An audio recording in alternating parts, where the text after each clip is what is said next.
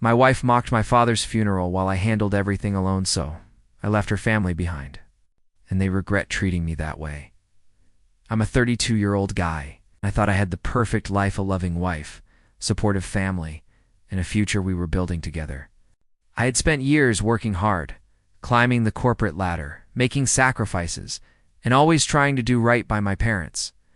I had a good job that paid well, a small but comfortable house, and a sense of pride knowing I could handle my responsibilities without anyone breathing down my neck. My family always told me I was the dependable one, the one they could count on, and I liked being that person. It gave me purpose. Then there was Claire, my wife. Charming, witty, and the kind of person everyone seemed to like instantly. She had this effortless way of making people laugh while also commanding respect in a conversation. Our friends admired her, my colleagues complimented her taste, and even my parents seemed to adore her. From the moment we met, she seemed to align with everything I valued: ambition and a love for family. She laughed at my stupid jokes, joined me on weekend errands, and somehow made every day feel lighter. Even when work was stressful, marriage at first was bliss. Our weekends were filled with small adventures, cooking together, binge-watching shows we both loved, or planning trips that we promised ourselves we'd take someday. At gatherings, we were the couple that everyone envied, smiling, laughing, dancing to the background music of a friend's party, throwing teasing jabs at each other that were always playful. She had this sparkle in her eyes when she talked about our future, and I couldn't help but imagine a long, happy life with her by my side. Of course, there were tiny hints, little things that I brushed off. Claire occasionally made offhand jokes about other families. Can you believe they actually argue over something so stupid? Delivered with that sly, amused grin of hers. They weren't directed at me or my parents, so I let them slide, thinking they were harmless. Just her humor shining through. I didn't notice the faint edge in her voice sometimes, the almost imperceptible smirk when she mentioned other people's misfortunes. I felt secure. I believed truly that I had married the right person. Life wasn't perfect, but it was ours. And for the first time in a long time, I felt like everything was exactly as it should be. Then came the day that would shatter all of that. I woke up that morning to the kind of phone call no one ever wants to receive. My heart dropped before I even answered. "It's your dad. He's gone." My mother's voice trembled through the line. I felt like someone had punched the air out of me, my chest tight, my mind refusing to process the words. My father, my rock, my guide, the man who had always been there for me, was gone, just like that. The grief hit instantly, a tidal wave that threatened to swallow me whole. I remember driving to my parents' house in a daze. The streets blurring past, hands gripping the steering wheel like it was the only thing keeping me tethered to reality. The smell of my dad's favorite flowers, roses.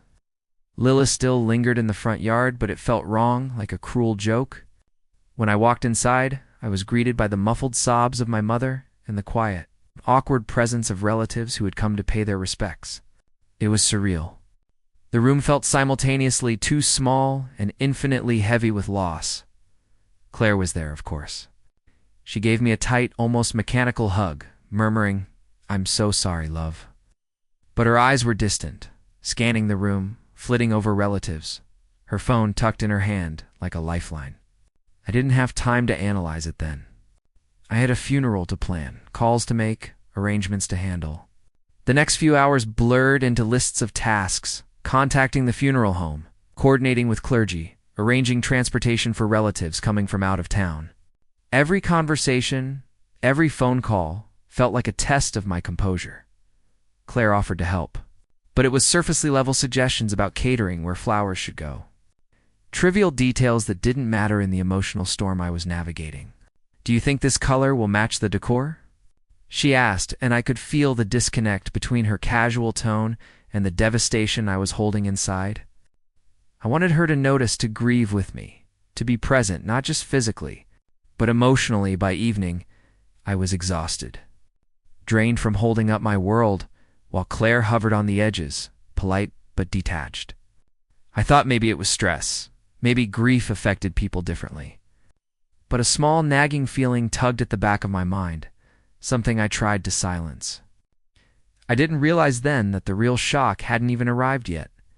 The next few days were a blur of grief, logistics, and endless responsibilities that seemed to multiply the moment I woke up.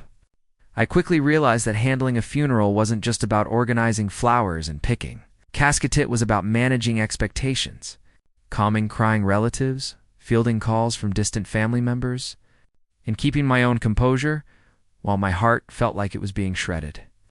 I hadn't expected it to be this exhausting, physically and emotionally, but I threw myself into it anyway. My father deserved that much, at least. Claire was. There, but not really. She attended meetings with the funeral director, made polite small talk with relatives, and occasionally checked in on me with a, "Do you need anything?" But it was surface level, fleeting. I caught her smirking at a joke her sister made about some distant relative's overdramatic mourning, and my stomach sank. Every laugh she stifled, every whispered comment she shared behind my back, felt like another weight pressing down on me. I wanted to snap, to yell, to tell her she had no idea what this meant. But I swallowed it and pressed on. The house was filled with the scent of fresh flowers, coffee brewing constantly, and the faint, a lingering smell of my father's old cologne.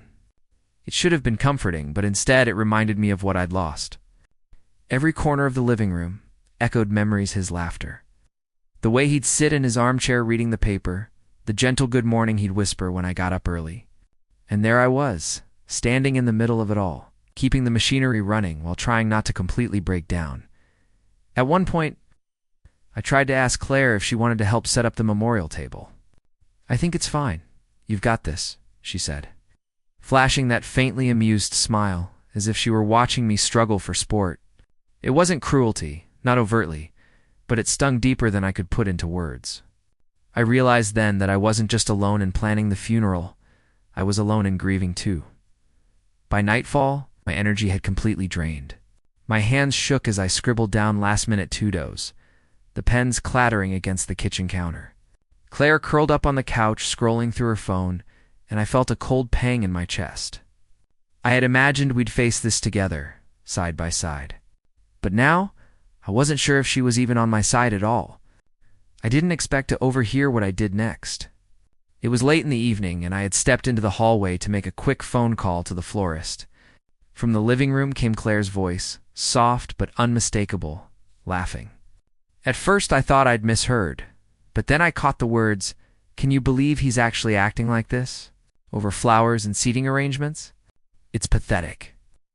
My stomach dropped, and I froze in place, every breath suddenly heavy. She was talking to her sister on the phone. It sounded like they were mocking me, my grief, my father's death, the weight of responsibility I had shouldered all week. I wanted to march in there and scream to demand that she stop, but I couldn't. Part of me was still in disbelief. How could someone I loved, someone I trusted with my life, be laughing about this? My throat tightened, a mix of anger, betrayal, and heartbreak curling inside me like a venomous knot. I retreated to my bedroom, shutting the door quietly behind me, listening as their laughter faded into the background. I replayed every interaction of the past few days in my head, searching for signs I'd ignored.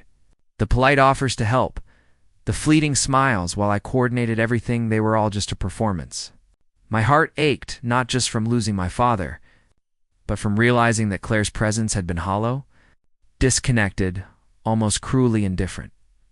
I remember pacing the room, feeling the carpet under my feet as I ran my hands through my hair, trying to shake off the shock.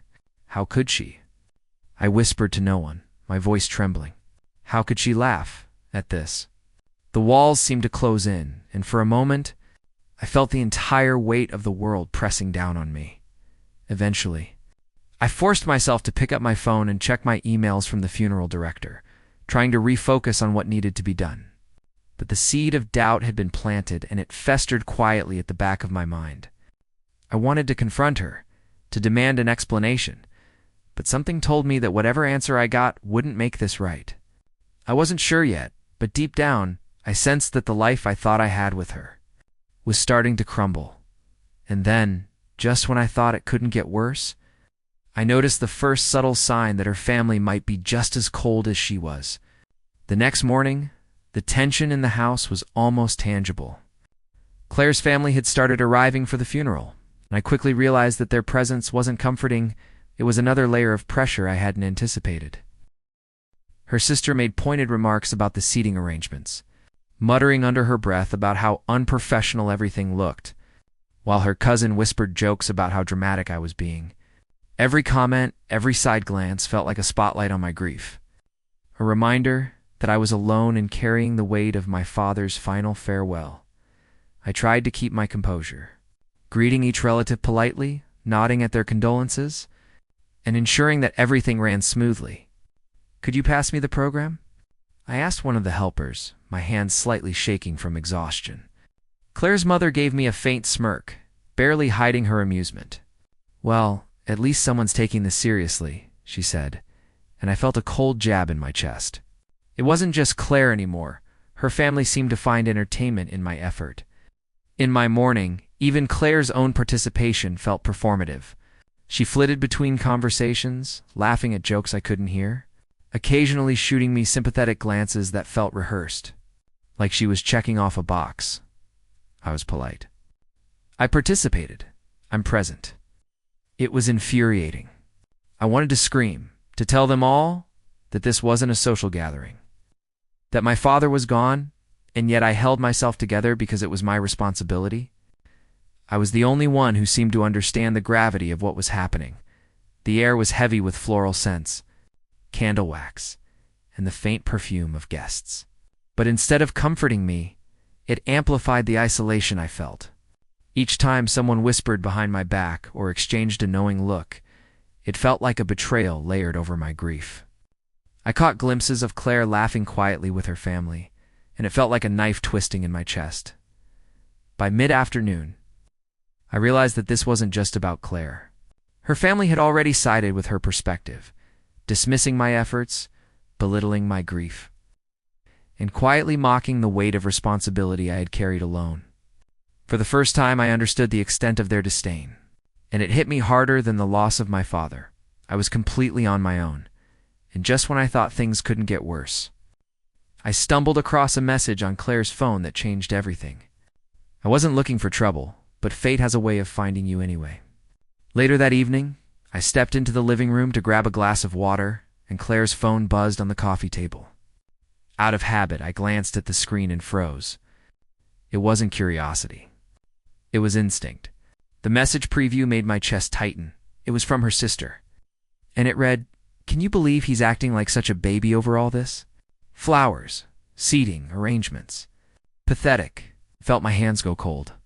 My mind raced as I scrolled, reading more messages, each one a confirmation of my deepest fears. Claire had been confiding in her family about me, mocking my grief, my careful attention to details, my effort to honor my father. Every conversation I thought was private, every tear I had held back in front of her, was fodder for their amusement. It wasn't just indifference anymore, it was active betrayal. I sank onto the couch, my heart pounding, staring at the wall as if it might give me answers I didn't have. I wanted to confront her immediately, to demand why she would do such a thing. But part of me was too stunned, too raw with hurt. Instead, I sat there quietly, replaying every interaction over the past week. The polite smiles, her helpful suggestions, the fleeting glances of sympathy, afformance. My grief had been a spectacle for her amusement, and the people I thought I could trust were complicit. The room felt smaller, suffocating. The faint hum of the refrigerator, the ticking clock on the wall, the distant sounds of the city outside, it all blended into a haze of disbelief. I could smell the lingering scent of roses from the funeral arrangements, but instead of comforting me, it burned. A reminder that even in mourning, I was alone. Finally, I spoke, my voice barely above a whisper. "How? How could you do this?" Claire looked up, her face a mix of irritation and mild amusement. "Do what?" she asked, feigning innocence, but I could see the edge in her eyes. My chest tightened. This was the moment I realized something fundamental had shifted. The woman I had trusted with my heart had been laughing at me all along. I took a deep breath. trying to steady myself, but the truth had settled in. Heavier than any grief before it, I couldn't count on her or her family. Not for support, not for empathy, not even for basic decency. And as I stared at her, the calm mask she wore cracking ever so slightly, I knew that the life I thought I had built with her was gone, and yet the worst was still to come. By the next morning, I felt the first real stirrings of anger mixed with grief. The initial shock had faded, leaving behind a bitter, hollow ache that seemed to gnaw at every thought. I went about the funeral preparations mechanically, coordinating with caterers, double-checking seating charts, confirming times with the clergy. My hands were steady, but my mind was a storm. Every laugh I overheard from Claire or her family felt like a punch to the chest. Each whispered comment or side glance reminding me that I was completely on my own. Claire, of course, maintained her facade of support. "Do you want me to help with the programs?" she asked, casually sipping her coffee, her voice light. But I could feel the subtle weight behind her words, the way she tilted her head, the slight smirk that danced at the corners of her mouth. She was performing civility, but it was hollow. I wanted to call her out, to demand she stop pretending, but I held myself back. I had responsibilities. My father's memory deserved more than a confrontation, fueled by anger. Her family's presence only amplified my sense of isolation. They were polite enough in public, exchanging murmured condolences with relatives. But the quiet smirks, the exchanged glances when they thought I wasn't looking, spoke volumes. At one point, her cousin whispered something about me being overly dramatic, and I could feel my blood boil. I clenched my fists, forcing myself to breathe, to stay composed. This wasn't just grief anymore. It was humiliation layered over betrayal. Walking through the rooms of my childhood home, I was surrounded by memories, my dad's worn armchair, the faint scent of his aftershave lingering in the hallway, the photos of family vacations smiling back at me. And yet, I felt a growing detachment, like the walls themselves were conspiring against me, reflecting my loneliness back with cruel precision. Claire laughed softly from the living room, talking to her sister, and I felt a surge of resentment that I couldn't shake. By evening, I realized something had changed irrevocably. I wasn't just grieving my father. I was grieving the life I thought I had with Claire. The support I had expected from her and her family was non-existent, replaced with mockery, indifference, and subtle cruelty. And as I lay in bed that night, staring at the ceiling, I felt a chill settle deep in my chest. The woman I had trusted in, the family I had welcomed, had revealed their true colors, and I knew, the sinking certainty, that things were only going to get worse before they got better. That night, I hit a low I never thought possible. I sat alone in my father's study, the room still carrying his scent of old books and cedarwood polish, the weight of memories pressing down on me like a physical force. The grief I had been holding in for days finally broke free, mixing with anger and disbelief. I felt hollow, like the floor beneath me had vanished and I was dangling over a pit I couldn't climb out of. I had lost my dad, the one person I felt truly had my back, and now I realized I had also lost the woman I trusted most. Her family had been complicit the entire time. Earlier that evening, Claire had crossed a line I didn't think anyone could. During the memorial dinner, in front of extended family and friends, she made a pointed joke about how dramatic I'd been with the arrangements. A hush fell over the table for a moment, and I could feel every eye on me.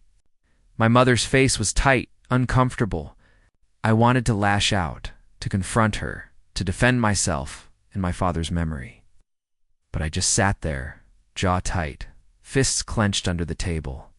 The humiliation stung deeper than grief itself. I replayed every interaction, every laugh I had overheard, every whispered remark. They had been mocking me, laughing at my sorrow, treating my pain like a punchline. The realization that I was completely alone in this, not just in my marriage but in the circle I thought was supportive, hit me like a tidal wave. My chest ached, my hands shook, and for the first time in years, I felt powerless, exposed, and utterly defeated. I wandered through the house, the soft ticking of the clock on the mantel echoing in the silent rooms. The air smelled faintly of leftover candles and fading flowers from the memorial. but it brought no comfort, only a reminder that the life I had taken for granted was gone. Every creak of the floorboards seemed louder tonight, a cruel soundtrack to my despair. By the time I collapsed onto my bed, I was drained, not just physically, but mentally and emotionally. I stared at the ceiling, trying to hold back tears, trying to make sense of how everything had gone so wrong. And as I lay there, the weight of betrayal pressing on me, I knew that something had to change. I couldn't stay in this situation. I had been humiliated, dismissed, mocked by the woman I loved and her family. But I had no idea yet just how far I would have to go to reclaim my dignity. The morning after that night felt heavy, almost suffocating. I woke up with a dull ache in my chest, the memory of Claire's mocking joke from the dinner still lingering like a bruise that wouldn't heal. I realized painfully that this wasn't just about grief anymore. It was about respect. It's about boundaries, and about reclaiming the part of myself that had been trampled on. I couldn't continue pretending everything was normal. Couldn't allow myself to be a punching bag for Claire and her family any longer. Something had to give. I started quietly planning my exit, not impulsively, but with careful, deliberate thought. I went through my finances, checking bank statements, credit cards, and the legalities of our shared assets. Every conversation, every interaction with Claire and her family, I observed, like a hawk taking note of patterns, alliances, and weaknesses. "Do you need help packing?" Claire asked casually that afternoon, as if she had no idea I had already begun strategizing. I forced a smile and said, "I'll manage, thanks," while my mind raced through every step I needed to take. The more I watched, the more I realized how calculated Claire had been. The faux sympathy, the minimal participation, the subtle jabs and backhanded comments, they weren't mistakes. They were a performance designed to keep me in line, to humiliate me quietly, while she and her family maintained the upper hand. It was infuriating, but also clarifying. I no longer had to guess their motives. I could see them clearly, and I knew that my next moves needed to be precise. Even in small interactions, I began reclaiming my sense of control. I stopped volunteering for trivial tasks she suggested, started saying no politely but firmly, and began organizing my affairs with a quiet confidence that she noticed but couldn't interpret. Her smirk would occasionally slip, a flicker of unease crossing her features as she realized I was no longer completely under her influence. By evening, I felt a mix of exhaustion and empowerment. For the first time in days, I could breathe, not fully free yet, but moving toward it. I was readying myself for the confrontation that would inevitably come, the moment when I would lay everything on the table and reclaim what had been taken from me. But as I prepared mentally for that, I had no idea the explosive truth about her and her family that I would uncover next. The confrontation came sooner than I expected, though not in the way I had imagined.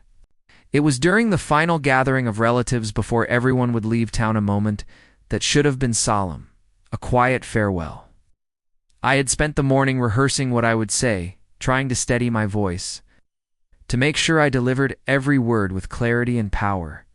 I knew I couldn't let emotion take over entirely. I had to be calm, controlled, and undeniable. "Claire," I said, my voice steady but firm, "we need to talk." She looked up from her phone, feigning casual interest.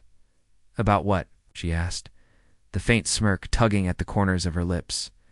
I took a deep breath and launched into it. I recounted step by step, every moment over the past week, the way I had handled funeral arrangements, coordinated with relatives, and managed responsibilities while she barely lifted a finger. I described what I had overheard, the messages, the laughs, the subtle jabs, the way her family had joined in. Her eyes flickered, and for the first time, I saw the mask slip. "You're exaggerating," she said, a defensive edge creeping into her tone. I shook my head, holding up my hand to stop her. "No, I'm not. I have proof, and everyone here has seen it. You laughed at my grief, and your family encouraged it. This isn't about being dramatic, it's about respect, and you showed none." The room fell silent. Her mother's lips pressed into a tight line. Her sister's expression shifted from amusement to surprise. Even a few distant relatives raised their eyebrows. I could feel the tension in the air thickening, like a storm about to break. I continued, calmly, but with quiet intensity. I won't let anyone, especially the people I trusted most, mock my loss or humiliate me. I've handled everything alone, and I'm done pretending that your behavior is acceptable. Claire opened her mouth, probably to argue, to gaslight or twist the narrative. But I didn't give her the chance. The power in the room had shifted subtly, almost imperceptibly, but it was there. The realization hit Claire and her family. I wasn't afraid. I wasn't apologizing, and I wasn't going to tolerate their cruelty any longer. As I left the room that day, I knew that the life I had with them was over, but what I didn't yet know was how satisfying the next steps of leaving them behind would feel. Leaving them behind wasn't easy, but it was necessary. Over the next few days, I executed the plan I had been quietly preparing, moving my things out of the house, separating finances, and cutting off unnecessary communication. Every step felt both liberating and terrifying. For so long, I had invested myself emotionally in Claire and her family, believing that loyalty and love would be reciprocated. Now, I was reclaiming myself, and it felt like pulling myself out of quicksand I hadn't even realized I was stuck in. The house felt emptier than ever as I packed the last of my belongings. The faint scent of roses and lilies lingered in the wheat air, remnants of the funeral that had started this nightmare, but instead of grief, I felt a growing sense of calm. I looked around one last time at the living room, remembering the mockery, the whispered jokes, the smirks I had caught, every insult, every betrayal. Let it go. This space, once shared with people who had caused me so much pain, was no longer mine to inhabit, and that realization was strangely empowering. Claire and her family noticed the shift immediately. The smugness, the jokes, the subtle control they tried to exert, they all faltered when they realized I was no longer present to feed into it. The social gathering she had orchestrated to flaunt her influence no longer held any power over me. Her mother tried a few passive-aggressive remarks in passing, and her sister sent a thinly veiled message about how awkward everything had become, but I didn't respond. I simply existed outside their sphere, untouchable and untethered. Friends and relatives who had observed the tension quietly reached out, expressing their admiration, their support, and in some cases, their surprise at my composure. It was a stark contrast to the behavior of Claire's family, and it felt good. To see the truth reflected back at me, I hadn't been overreacting. I hadn't been dramatic, and I certainly hadn't deserved their mockery. By the time I settled into my new apartment, I felt a quiet pride I hadn't felt in years. The trauma, the humiliation, the grief, they hadn't broken me. They had forged me into someone stronger, someone who recognized the value of self-respect and boundaries. And as I closed the door behind me, I finally understood. The people who treated me poorly were no longer my concern, and their regret, inevitable as it was entirely theirs to bear. But the final piece of closure, the real emotional payoff, was still to come. Weeks later, I finally allowed myself to breathe fully, to let the weight of everything I had endured settle into something that no longer crushed me. The apartment was quiet, filled only with the faint hum of the heater and the soft ticking of a wall clock. For the first time in what felt like forever, I wasn't performing for anyone's approval, laughing at anyone's jokes, or suppressing my grief to meet someone else's expectations. The silence was healing. I reflected on the past month, the shock of my father's death, the exhausting responsibility of planning the funeral alone, Claire's cruel mockery, her family's complicity, and the rock-bottom low that had nearly broken me. I realized that through all of it, I had survived, and more than that, I had reclaimed control of my own life. I had proven to myself that dignity isn't given. It's taken, defended, and nurtured, even when it feels impossible. The ironic part, of course, was seeing the ripple effect of my absence. Claire's family, who had once smirked at my every effort, now floundered in the social circles they had tried to dominate. Invitations I once received alongside them no longer included her, and whispers of her cruel behavior circulated quietly. It wasn't revenge I had sought, it was life without toxicity, but the satisfaction was undeniable. They had underestimated me. Now they were facing the consequences of their own arrogance. Friends who had supported me through the worst reached out, expressing admiration, not for my grief, but for my strength, my composure, and my ability to reclaim my life. It felt validating in a way I hadn't expected. It's confirming that I hadn't been imagining the subtle cruelty I endured. Sitting in my new apartment, surrounded by the quiet of independence, I finally allowed myself a small smile. I had loved. I had lost, and I had been betrayed, but I had emerged stronger, untethered, and respected.